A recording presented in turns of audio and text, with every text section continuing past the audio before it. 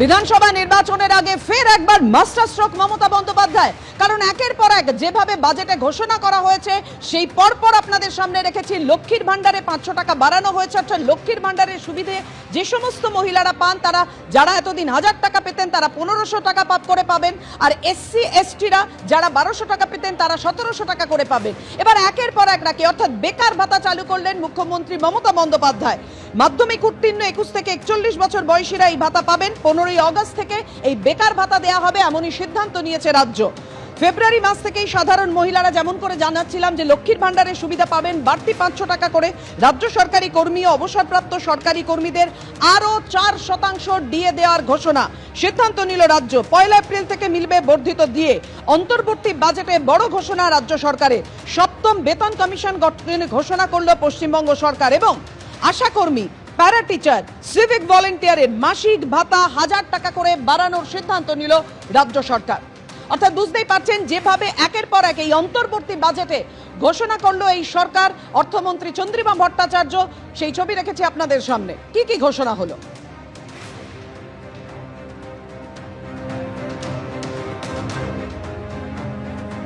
অন্তর্বর্তী বাজেট পেশ হলো আজকে রাজ্যের একেবারে, এবং তারপরে মমতা বন্দ্যোপাধ্যায় কিছুক্ষণের মধ্যে বক্তব্য রাখবেন, সেদিকেও আমাদের নজর থাকবে। আর এই অন্তর্বর্তী বাজেটে বড় সড় ঘোষণা, অর্থাৎ বিধানসভা নির্বাচন সামনে, তার আগে কল্পতরু পশ্চিমবঙ্গ সরকার। যেটা নতুন তা হলো বেকার ভাতা দেওয়ার সিদ্ধান্ত নিল এবার পশ্চিমবঙ্গ সরকার। মাসে 1500 টাকা করে বেকার ভাতা দেওয়ার সিদ্ধান্ত নেওয়া হলো রাজ্যের তরফে। 15ই আগস্ট থেকে এই বেকার ভাতা দেওয়া হবে। মাধ্যমিক উত্তীর্ণ 21 থেকে 41 বছর বয়সীরা পাবেন এই বেকার ভাতা। কর্মসংস্থান না হওয়া পর্যন্ত সর্বাধিক 5 বছর পর্যন্ত মাসে 1500 টাকা করে মিলবে এই বেকার ভাতা। রাজ্য থেকে স্কলারশিপ না পেলে মিলবে বেকার ভাতার। এই প্রকল্পের যে নাম দেওয়া হয়েছে তা হলো বাংলার যুব সাথী। আর এই বাংলার যুব সাথীর জন্য বরাদ্দ 5000 কোটি টাকা।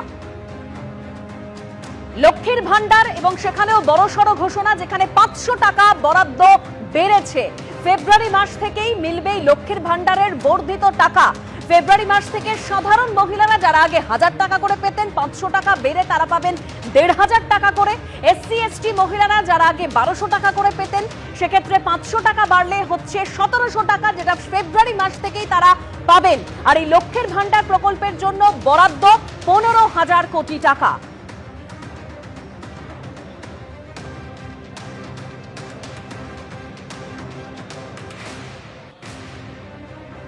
15ই আগস্ট থেকে বেকার ভাতা পাবেন রাজ্যের যুবকরা, সেটা ঘোষণা করলেন আজকে অর্থমন্ত্রী চন্দ্রিমা ভট্টাচার্য। তথা রাজ্য বাজেটে একেবারে কল্পতরু এই রাজ্যের সরকার, পশ্চিমবঙ্গ সরকার। ভোটের ঠিক আগে কি কি ঘোষণা করলেন অর্থমন্ত্রী, আর কিছুক্ষণ আগে বা পরেই দেখতে পাবেন মুখ্যমন্ত্রী সরাসরি কি বলেন মমতা বন্দ্যোপাধ্যায়, আমাদের নজর রয়েছে সেদিকে। কিন্তু একের পর এক যে ঘোষণা হলো আজকে রাজ্য বাজেটে রেখেছি আপনাদের সামনে। লক্ষ্মীর ভান্ডারে বাড়তি সুবিধা পেতে চলেছেন যারা এই লক্ষ্মীর ভান্ডারের প্রকল্পের সুবিধা পান, অর্থাৎ 500 টাকা করে বাড়ানো হলো। সরাসরি শুনবো কি বলছেন শুভেন্দু অধিকারী। আওয়াজ তুলেছি যে তৃণমূল কংগ্রেস যখন গোয়াতে লড়তে যায় তখন তাদের সংকল্পপত্র বা ইস্তাহার বা কমিটমেন্ট লেটার তাতে বলেছিল যে 5000 টাকা গোয়ার প্রত্যেকটি মহিলাকে মাসের 1 তারিখে ঢুকিয়ে দেবে। তাহলে গোয়াতে যে তৃণমূল 5000 টাকা দিতে চায় মহিলাদের, সেই তৃণমূল বাংলার মহিলাদের 1-1,500 টাকার মধ্যে সীমাবদ্ধ রাখতে চায়। কেন এ প্রশ্ন আমি তুলেছি। তার মানে গোয়ার মহিলাদের তৃণমূলের চোখে তারা অনেক বেশি মূল্যবান, তাদের 5000 টাকা দিতে হবে। আর বাংলার মহিলারা, মা বোন দিদিরা, তারা 1500-এই ভোটটা দেবেন, এই মানসিকতা রেখে তারা এই ধরনের সিদ্ধান্ত নিয়েছে। বাকি কথা ডক্টর লাহিড়ী বলবেন। আর বিস্তারিত বক্তব্য, বিস্তারিত যদিও বলার সুযোগ এই অ্যাসেম্বলিতে থাকে না, তার মধ্যেও যেটুকু টাইম ডক্টর লাহিড়ী বা আমি পাবো, কালকে আপনাদেরকে ছত্রে ছত্রে এই ভোট অন অ্যাকাউন্টের নামে ঢপবাজি, আমরা কালকে তার ইতিহাস খুলে দেওয়ার চেষ্টা করব। বলুন। নমস্কার। আপনারা দেখেছেন যে যখন কেন্দ্রীয় বাজেট পেশ হলো, তখন মাননীয় মুখ্যমন্ত্রী একটা কথা ব্যবহার করেছিলেন, হামটি ডামটি বাজেট। তো আমার তো মাতৃভাষা বাংলা, ইংরেজি বেশি জানি না। হামটি ডামটি বাজেট বলতে উনি কি বলতে চেয়েছেন বুঝতে পারিনি, কিন্তু আজকে হঠাৎ উপলব্ধি হলো যে উনি হয়তো ওর এই যে আজকে যে বাজেট পেশ হলো সেইটাকে হামটি ডামটি বলতে চেয়েছেন। কারণ এক অভূতপূর্ব ব্যাপার। আপনারা সবাই জানেন, আপনারা বিচক্ষণ সাংবাদিক। আমরা কি আশা করছিলাম?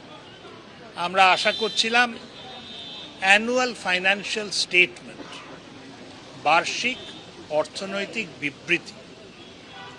কত বাজেটে অনুমান করা হয়েছিল এই সরকার যেটা 31 মার্চ মানে 31শে মার্চ এই বৎসরটা ফাইন্যান্সিয়াল ইয়ারটা কমপ্লিট করবে, তাদের কি অনুমান, যে সংশোধিত অনুমান কি, কোথায় বেশি খরচা হয়েছে, কোথায় কম খরচা হয়েছে। কাগজগুলো খুঁজলাম, কাগজগুলোতে তার কোনো কথাই নেই। বাজেট আমি মনে করি অত্যন্ত একটা নিরস জিনিস। বহুদিন ধরে বাজেট পর্যালোচনা করছি, কিন্তু আমাদের মাননীয়া চন্দ্রিমা ভট্টাচার্য এটাকে এমন সরস করে ফেললেন যে এতে কোনো নম্বরই পাওয়া যাচ্ছে না। কারণ নিয়মটা কি? নিয়মটা হচ্ছে যে প্রত্যেক বছর সরকারের যে খাজনা আসে, সরকারের খাতে যে টাকাটা জমা হয়, সেটা বিধানসভায় পাশ করাতে হয়। এবিপি আনন্দ এগিয়ে থাকে, এগিয়ে রাখে।